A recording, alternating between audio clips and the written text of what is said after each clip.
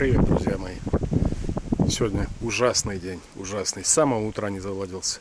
Пытался снять какие-то толковые кадры, но ни солнца, ни прозрачности хорошей. И рыба, не скажу, что не видел, но под камеру она не давалась, потому что пока включишь камеру, рыба уходит. И вот в этом грустном настроении вдобавок еще и Ломаченко сегодня с утра проиграл. Вот, хочу вам рассказать один лайфхак на вот эту вот тему. На тему туалета. Молодежь, возможно, даже не знает, что это. Но на дачах кабинет 00. Всем известное строение. Что хотел рассказать. Был я на даче у друга. Давненько уже был, но сам факт.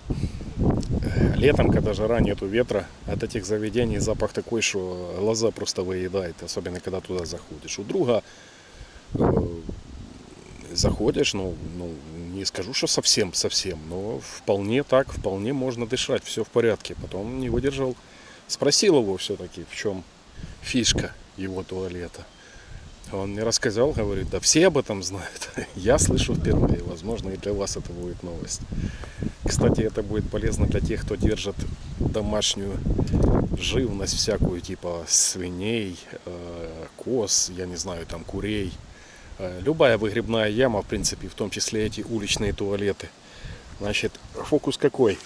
На 10-литровое ведро воды, простой воды, засыпается пачка простой магазинной соды. Все это разводится и выливается в выгребную яму.